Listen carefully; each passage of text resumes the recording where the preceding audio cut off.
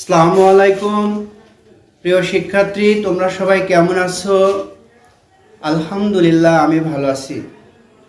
বৈশ্বিক মহামারী করোনা ভাইরাসের কারণে বাংলাদেশ গভর্নমেন্ট ভিডিও ক্লাসের ব্যবস্থা করেছে। তো তারই ফলশ্রুতিতে আজকে আমরা একটি ভিডিও ক্লাস করব। ক্লাসটি হচ্ছে দশম শ্রেণীর উচ্চতর গণিতের অনুশীলনী 8.2-এর।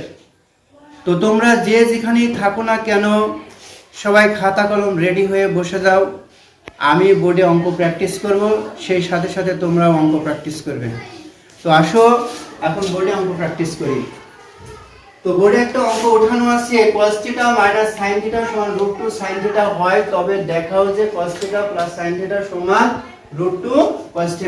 তো এই অঙ্কটা এখন আমরা সবাই প্রমাণ করব। তো এখানে cos θ - sin θ সমান √2 sin θ, বা cos θ সমান √2 sin θ প্লাস sin θ, বা cos θ সমান √2 sin θ প্লাস sin θ। তাহলে দুটি রাশির মাঝে sin θ কমন আছে, sin θ, তাহলে √2 + 1। এই লাইনটাকে এখন পার্শ্ব পরিবর্তন করব, অর্থাৎ সাইড চেঞ্জ করব। sin θ of √2 + 1 সমান cos θ, বা sin θ সমান cos θ ডিভাইডেড √2 + 1, বা sin θ সমান cos θ of √2 - 1 ডিভাইডেড √2 + 1 of √2 - 1। অর্থাৎ আমাদের নোটটা হচ্ছে যে লব ও হরকে √2 - 1 দ্বারা গুণ করলাম,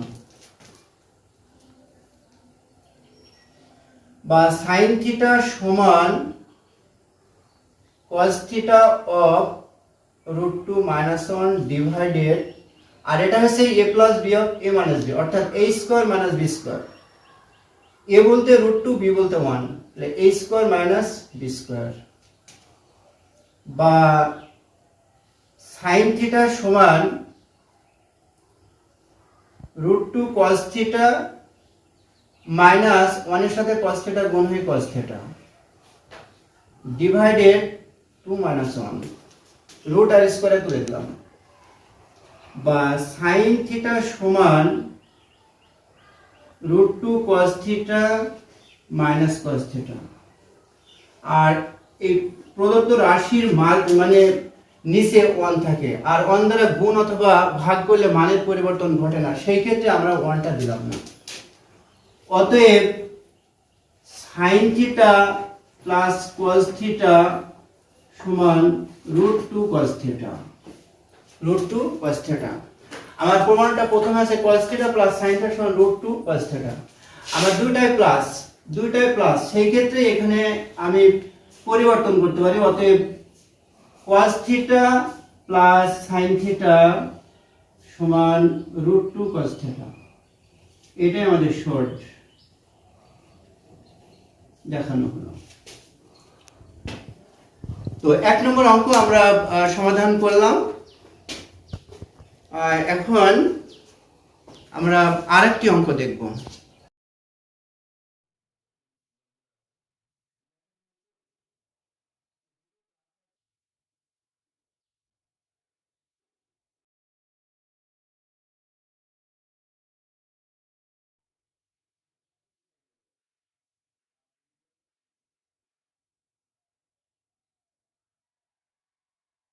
নম্বর অঙ্কটি দেখতে পাচ্ছি যে অঙ্কটায় লেখা আছে tan θ সমান x ডিভাইডেড y যখন x is not equal y, অর্থাৎ x কখনো y এর সমান হবে না, y কখনো x এর সমান হবে না।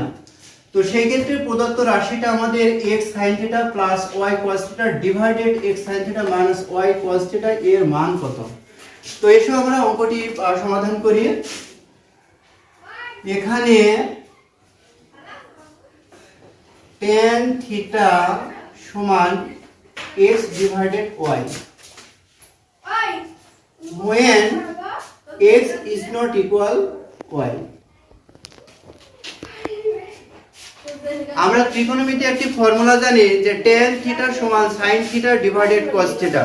তো সেই ক্ষেত্রে আমরা এখানে লিখতে পাচ্ছি যে sin theta divided cos theta সমান x ডিভাইডেড y,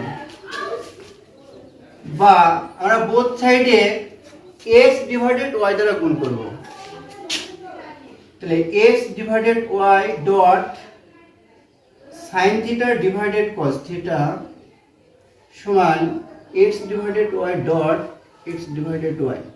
অর্থাৎ আমাদের নোটটা নোটটা হচ্ছে এরকম যে বোথ সাইডে x ডিভাইডেড y দ্বারা গুণ করে পাই,